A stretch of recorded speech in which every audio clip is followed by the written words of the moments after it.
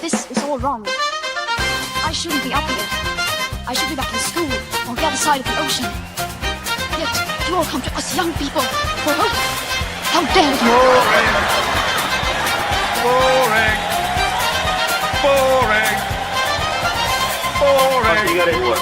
Don't tell us what we're gonna feel. We're trying to solve a problem. Don't tell us what we're gonna feel. I'm not telling you. Because you're in no position to dictate that. That's exactly what you're doing. You're in no position to dictate what we're gonna feel.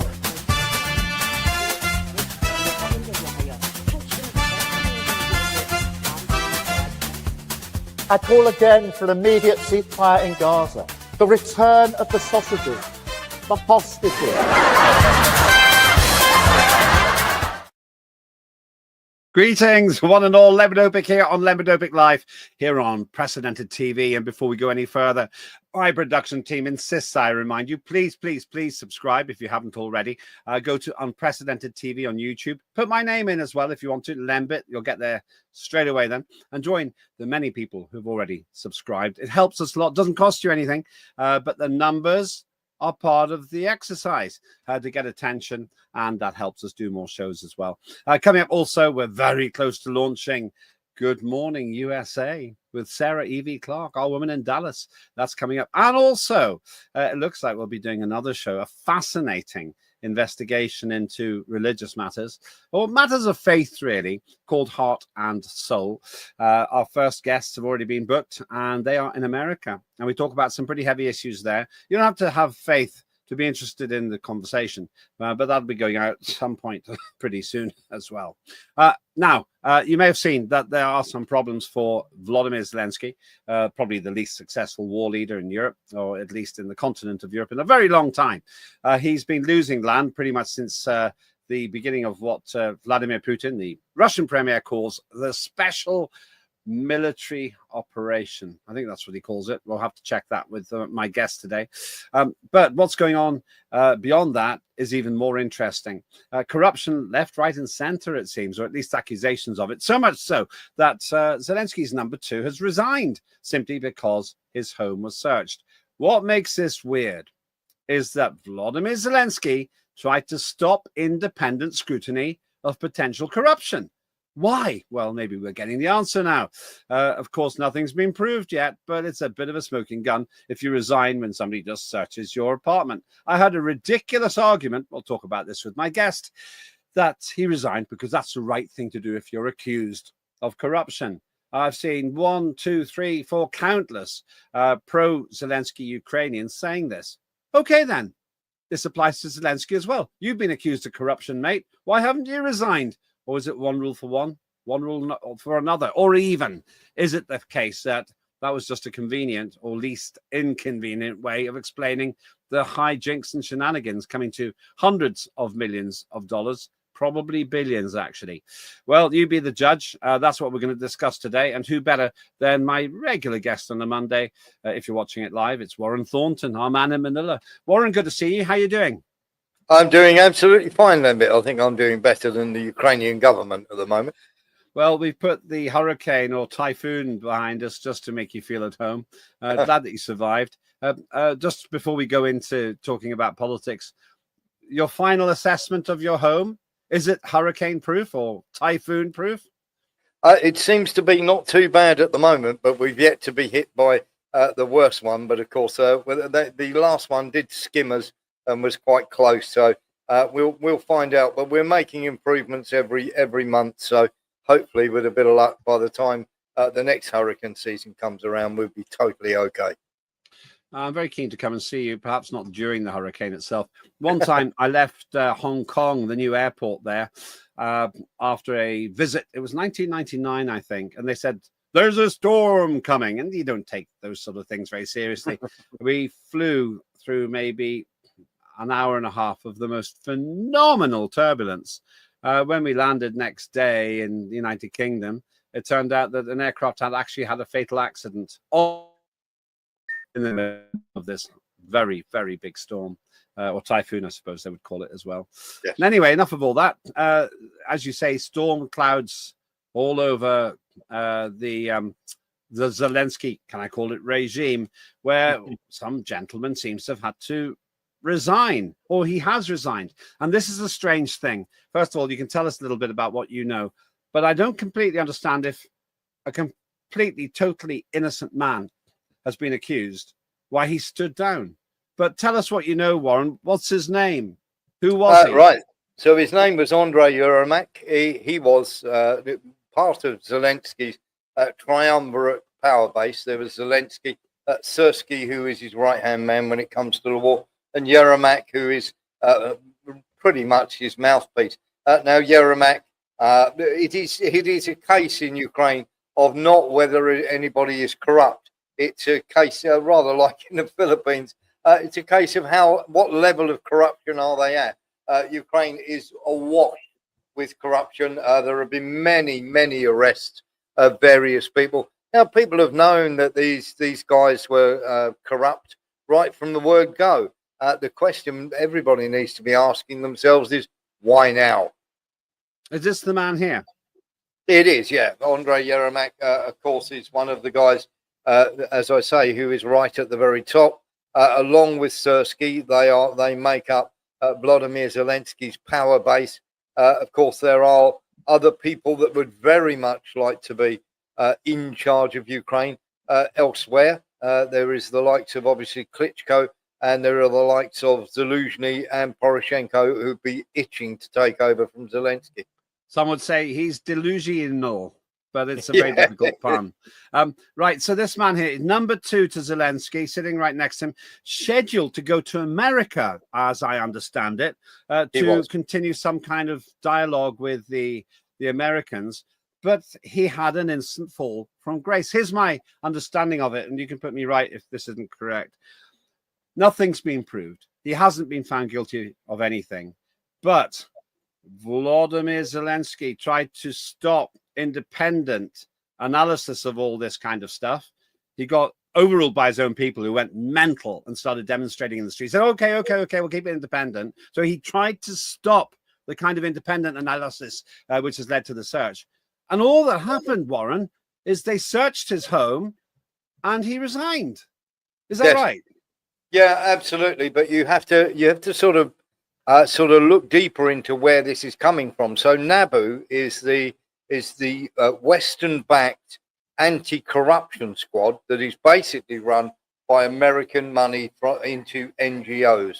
And of course, this NABU is something that Zelensky tried to take in-house because he didn't want them digging too deeply into the people who are his aides. Now, Rustam Umerov, who is now in charge, is the head man at the negotiations with the US, is also being investigated for corruption.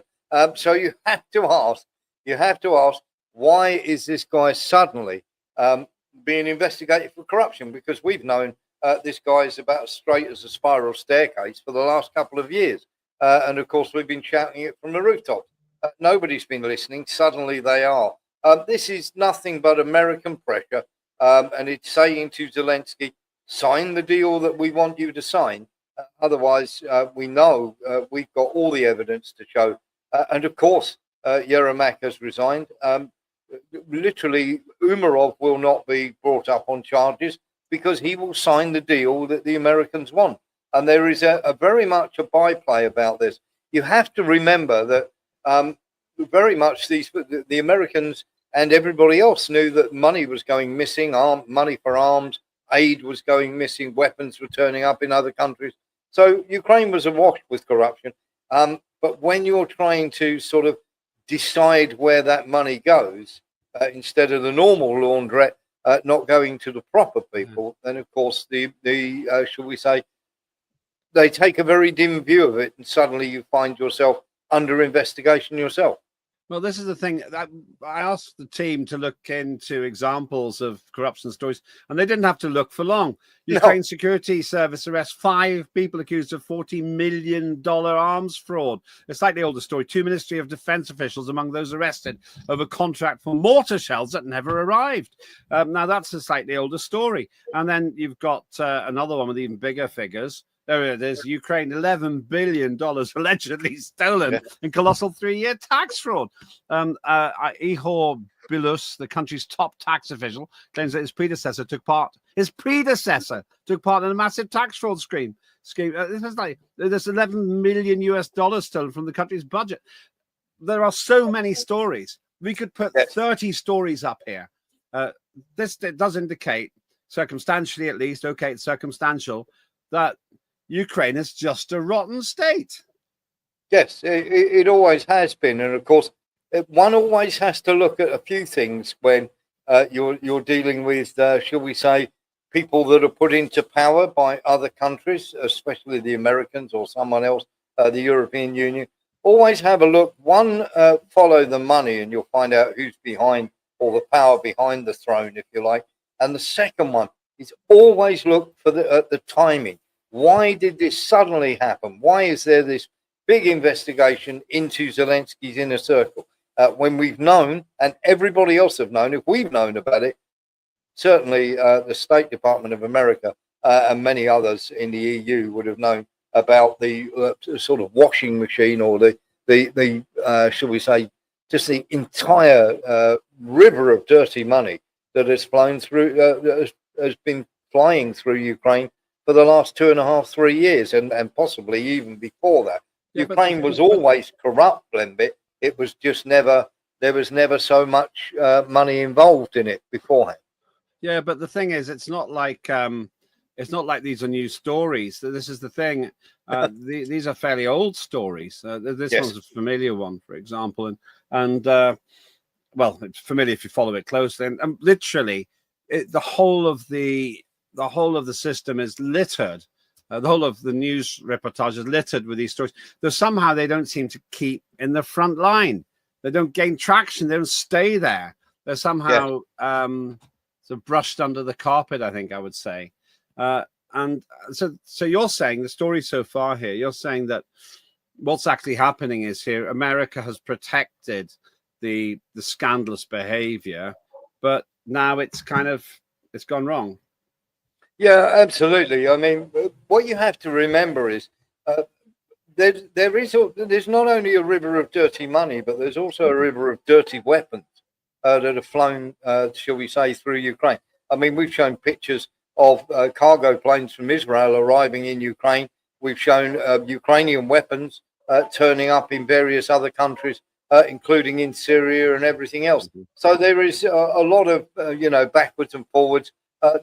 Shall we say, the arms dealing world is a very, very murky world indeed. And everybody gets their little bit. The bank, the arms dealers, and of course, the corrupt politicians on either side of these deals are always making something. If it's not money from the arms dealers, it's normally going into their campaign funds to get elected the next time. Yeah. Okay, so question here. We'll have to go to a break in a minute, but there's a lot of argument that this sort of thing means. I'll put it bluntly: if there's so much fraud going on, it looks like a lot of these people aren't really that interested in the war. They're interested in their greed. Yeah, absolutely. Well, what you have to remember is almost every member of Parliament's children are in another country and doing very well, thank you very much, attending very prestigious universities. And many of these politicians, even at a local level, are driving around in cars that their salary just can't buy. Yeah. All right. So in terms of the part one of our show, I suppose, let me ask you this. Does this mean that they are desperately compromised now? They're going to have to take what they're given by the United States? Yes, absolutely, because the United States holds the whip hand here. If you fancy going to jail for 20 years, just keep saying no to us.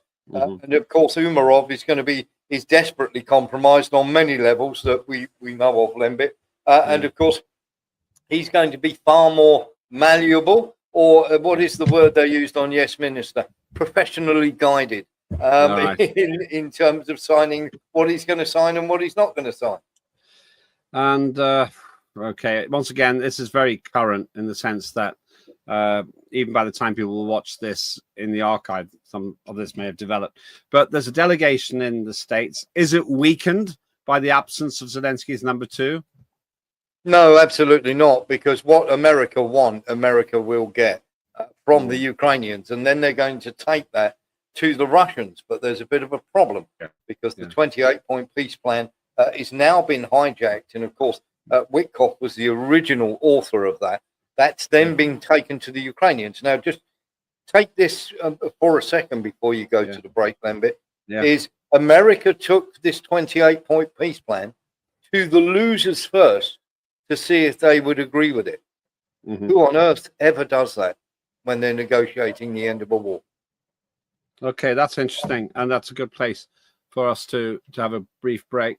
You're watching me, Lembit Öpik, here on Unprecedented TV, Lembit Öpik Live, as we're talking to Warren Thornton about, well, the difficulties facing Vladimir Zelensky, who seems to be beset with corruption right, left, and center all around him. We'll talk about that. Maybe it's the hurricane that he didn't want. Somebody else who uncovers corruption and trouble is Claire Dyer with Dire Consequences. She's absolute trooper, absolutely brilliant. She did us proud recently at an award ceremony where she was flying the flag for Unprecedented TV. This is a program you got to watch.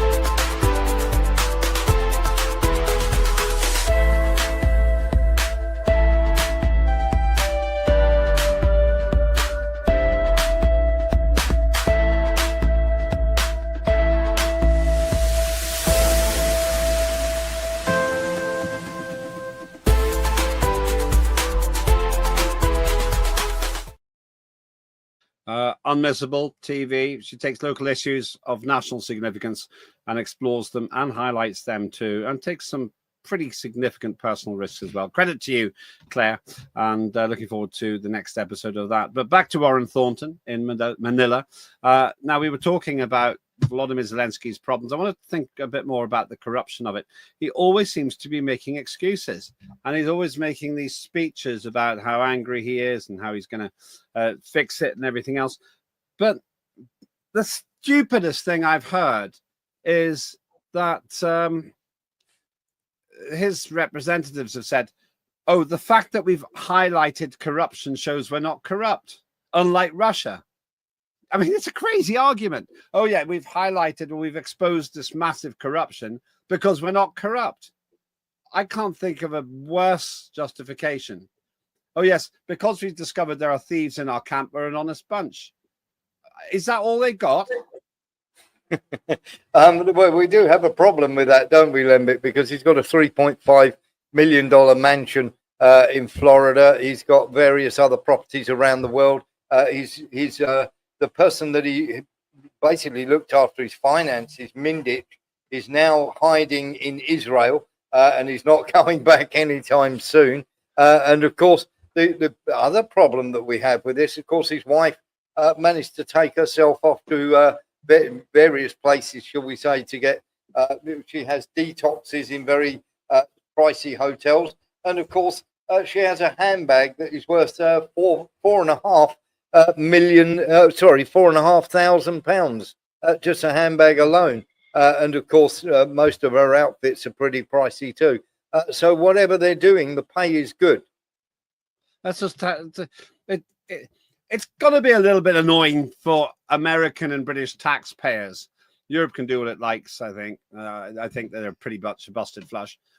But when Rachel Reeves, conversation for another time, the UK Chancellor, increases taxes, breaks every promise, and then gives billions to this corrupt state where they're skimming it off. And as I say, to me, what that's telling me is they care more about lining their own pockets. And as you say, the very mysterious wealth of Volodymyr Zelensky, who hasn't got that big a salary.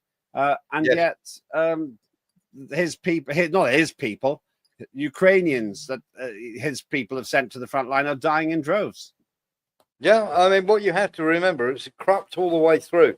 young men who were trying to get out of the country were paying upwards of £10,000 just to be allowed to leave the country to the border guards.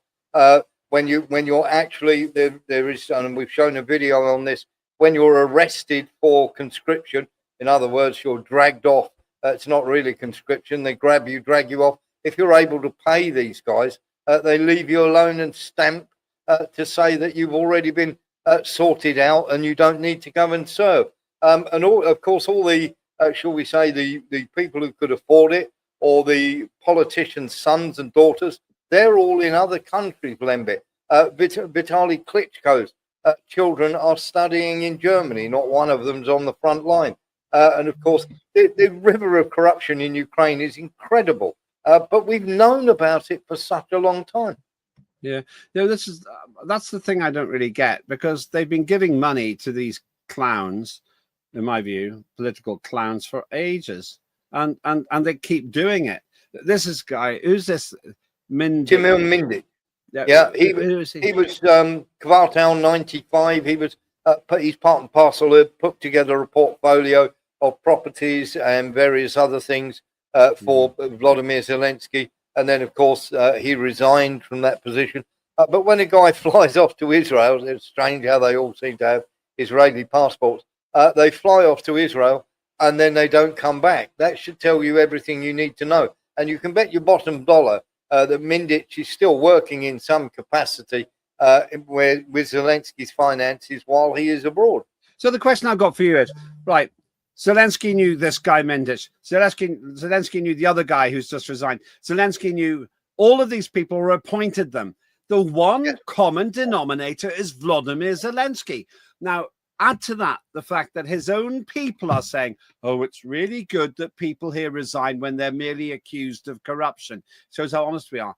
Why hasn't Vladimir Zelensky resigned? Because he himself has been accused of corruption.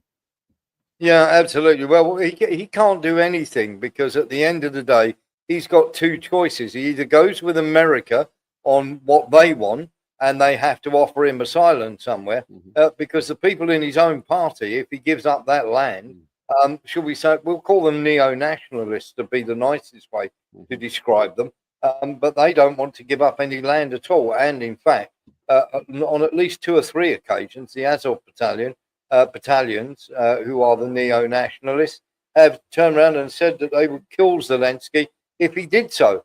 So it is one of those where Zelensky, if he's smart, he's negotiating literally an amnesty, if you like, from America, so he can't be touched. And then he's off to live in exile, either, I would imagine, in America or the south of France. He's not outlived his usefulness yet, though. When he has done, then they'll get rid of him. But certainly the writing is on the wall, and the shot across the bows is America basically starting to peel away his inner circle, as it were. Yeah, well, there's an awful lot. It's another one. Ukraine's corruption scandal is a disaster for Zelensky. Putin will love it. But once again, there's an overtly anti-Russian bias and everything. It is bias. It's bias because they still fool themselves in the mainstream media by suggesting that maybe Ukraine can win. I think in your show, which will be broadcasting, you actually highlight the fact that there's some preposterous claim that Zelensky could still win this, could turn it around. Here's Zelensky's lost his chief of staff amid $100 million actually corruption scandal that the Kremlin will exploit. This is a disaster to Kiev, but also a sign that its systems work. Oh, come on. The system doesn't work. It's not that its systems work. It's just absolutely because he is so banged to rights. If this is a guy who is, shall we say, perfectly okay, you turn around and it's a sort of Oscar Wilde, isn't it? Publish and be damned, investigate and be damned. But here's the thing. He then made a bizarre tweet saying that or a bizarre statement saying that he was off to the front line.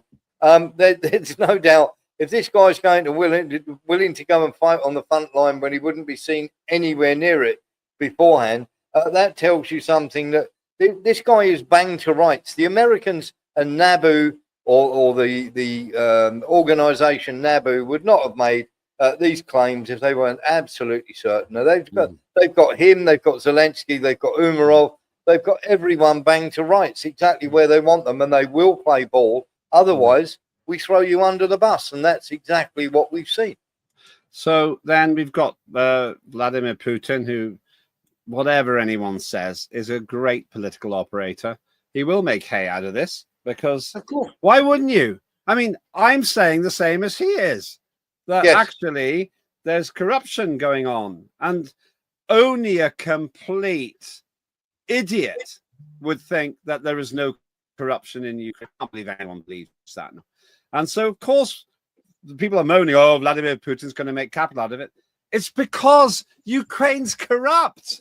And if they're stealing billions, and it probably is billions, it's hardly helping the war effort. So in a way, it proves what Zelensky has been accused of by Vladimir Putin, that he lacks legitimacy. Absolutely. It's a double own goal, because, of course, the Americans are now saying, look, there's corruption going on and this, that, and the other.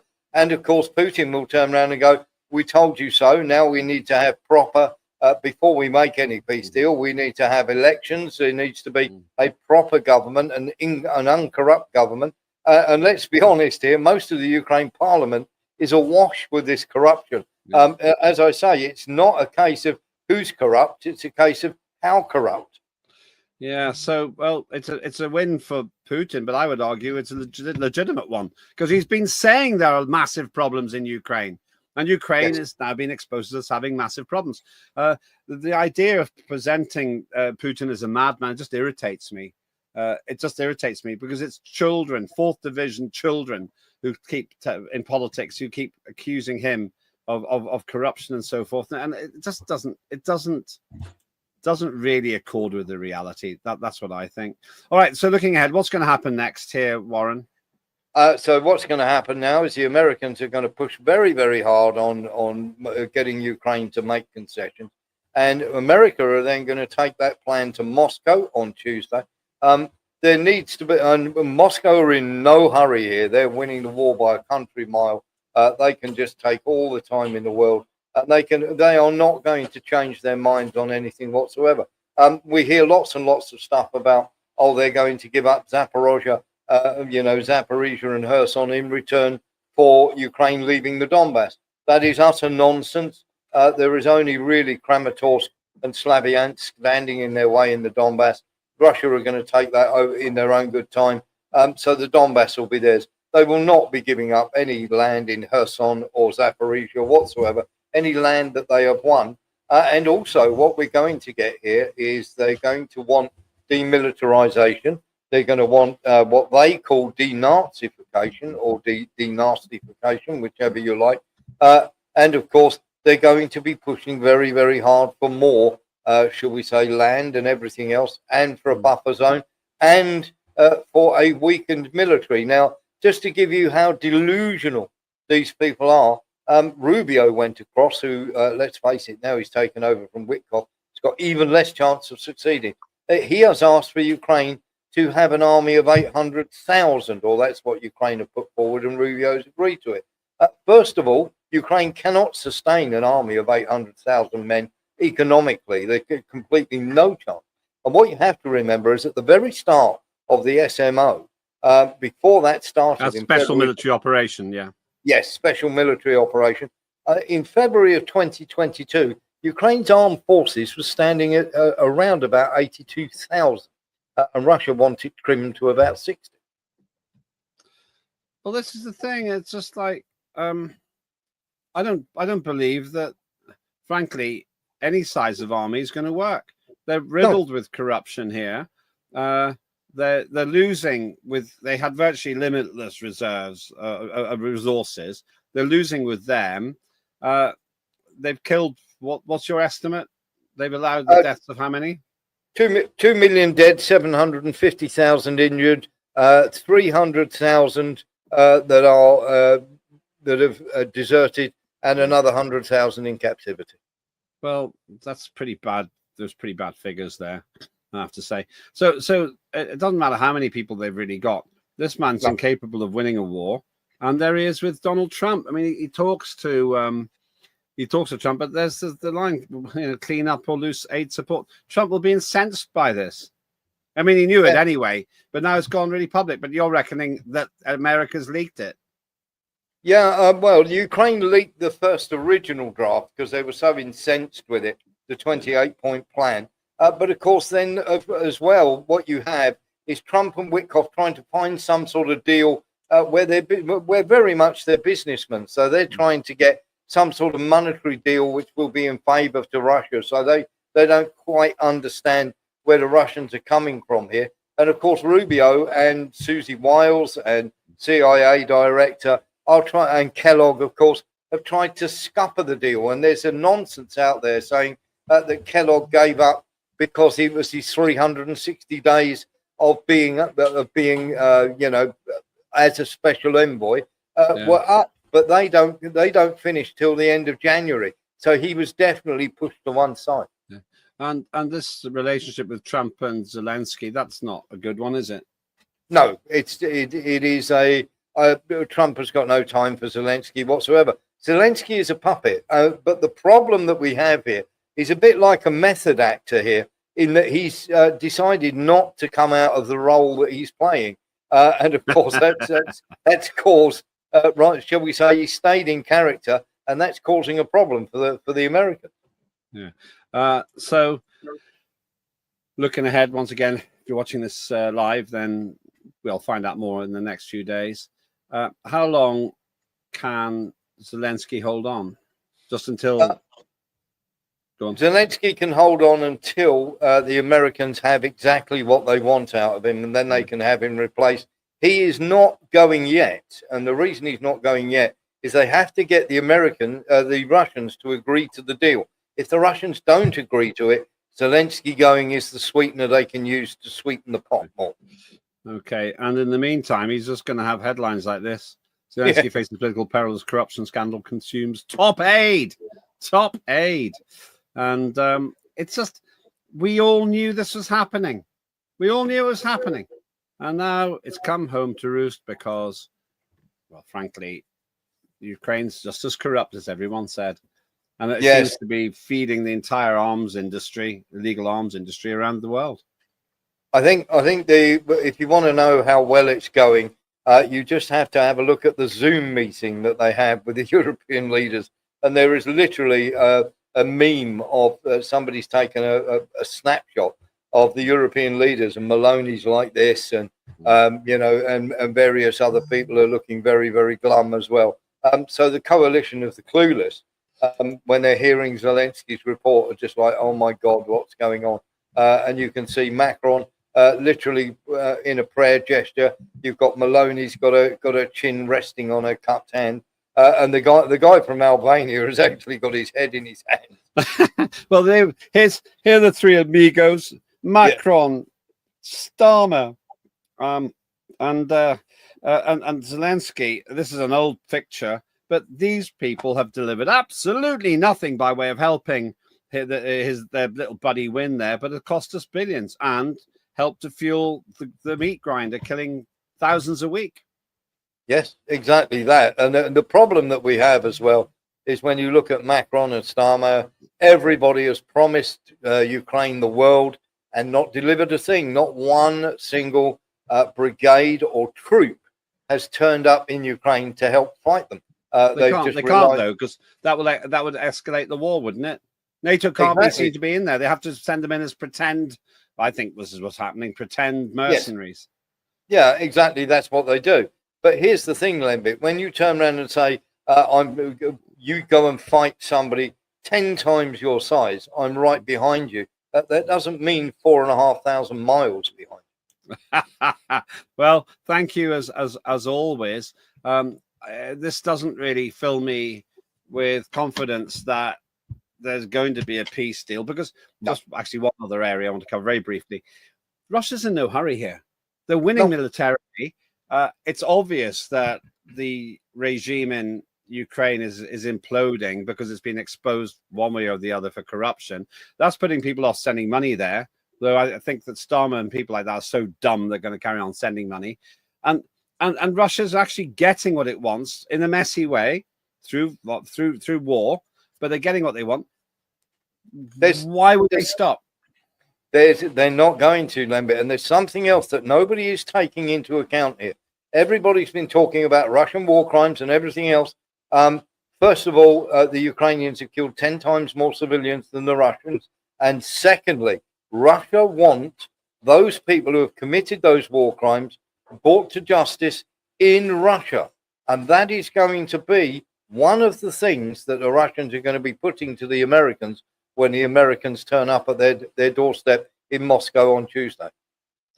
Fascinating. Thank you so much, as always. Where can we get more Warren Thornton? Obviously, we play a replay of your show from the night before.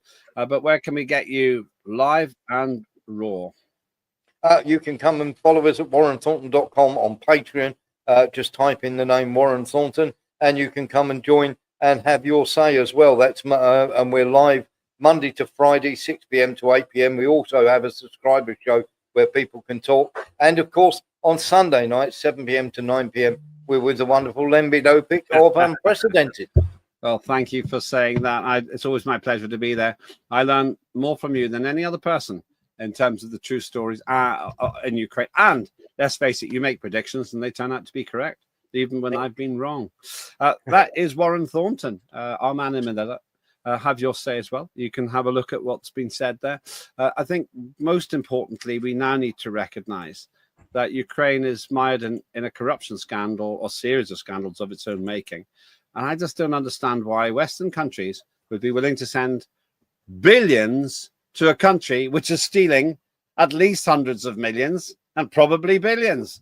And back to that central point, if you really put your country first, you don't put your bank first, stealing money which is meant to help you win a war.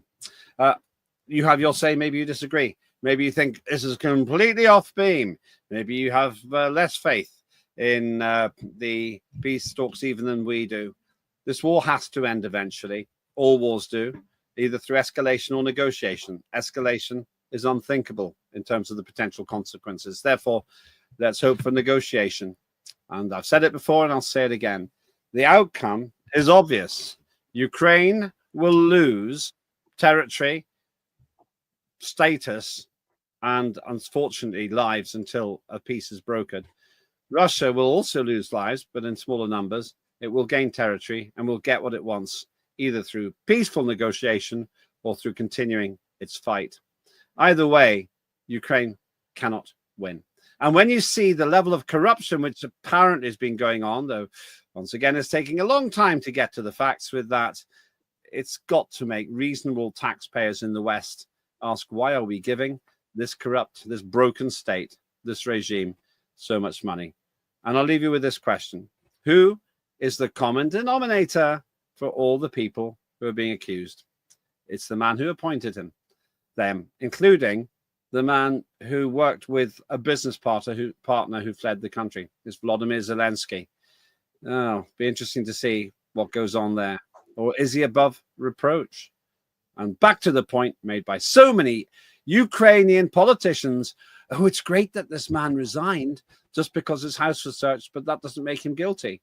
The accusation was enough to make him stand aside. Vladimir Zelensky, why don't you follow the precedent set by your number two? I'm Lembit Öpik. This is Lembit Öpik Live on Unprecedented TV. Have a good day.